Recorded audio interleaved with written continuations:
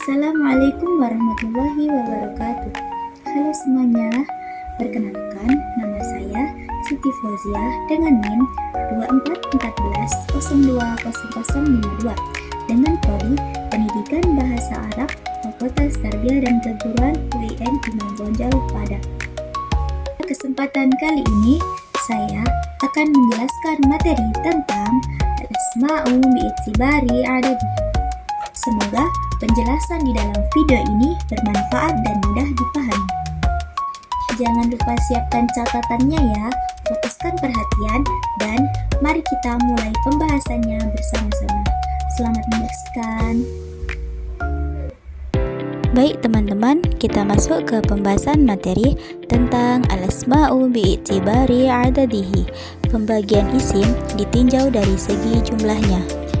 Ada 3 bagian. Yang pertama ada mufradun, kata tunggal. Yang kedua ada musanna, ganda, dan yang ketiga ada jamak atau banyak. Nah, di sini jamak terbagi menjadi 3 bagian juga. Yang pertama ada jamak mudzakkar salim, jamak muannats salim, dan jamak taksir. Selanjutnya kita masuk ke pembahasan materi yang pertama, ada isim mufrad, kata tunggal atau satu. Menurut ilmu nahwu, al-ismu al-mufradu huwa ma dalla ala wahidin. Isim mufrad adalah isim yang menunjukkan satu atau tunggal. Contohnya seperti baitun, sebuah rumah. Yang kedua ada daftarun, sebuah buku catatan. Dan yang ketiga ada waladun, seorang anak laki-laki. Dan untuk kata tunggal adapun ada kata benda, nama hewan. Contohnya seperti baqaratun, yang artinya sapi. Dari contoh isim mufrad yang baitun tadi bisa diubah menjadi 2 rumah. Bagaimana cara mengubahnya? Mari kita simak materi selanjutnya.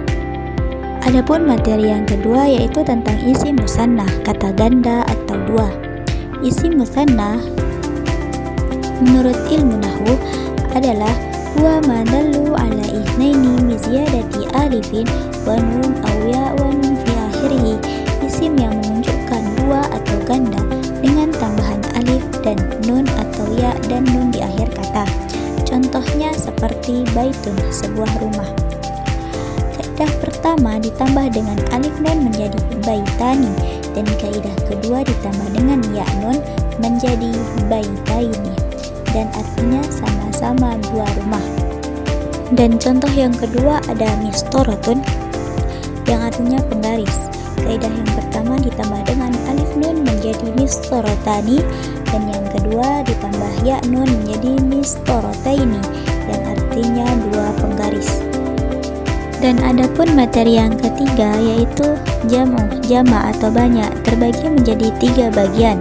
Yang pertama ada jamak mudzakkar salim untuk jamak laki-laki, dan yang kedua ada jamak muannats salim untuk jamak perempuan. Dan yang ketiga ada jamak taksir. Masuk jamak yang pertama yaitu jamak mudzakkar salim. Menurut ilmu nahwu, jamak mudzakkar salim huwa ma dallu ala jum'iyati bi ziyadatin wa huwa nun aw ya wa nun fi akhirih. Jamak mudzakkar salim adalah isim yang menunjukkan bentuk banyak dengan tambahan waw dan nun atau ya dan nun di akhir kata. Contohnya seperti muslimun, seorang muslim.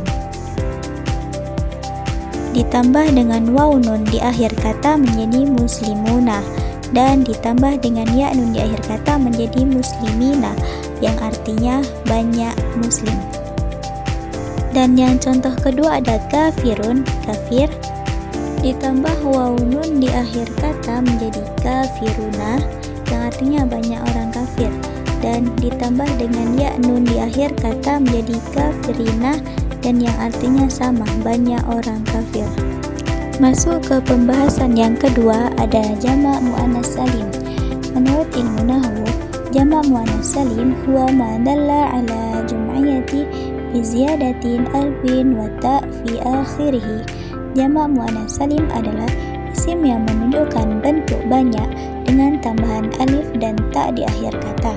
Contohnya seperti muslimatun, yang artinya muslimah. Menjadi muslimatun karena ditambah alif dan ta di akhir kata, yang artinya banyak muslim.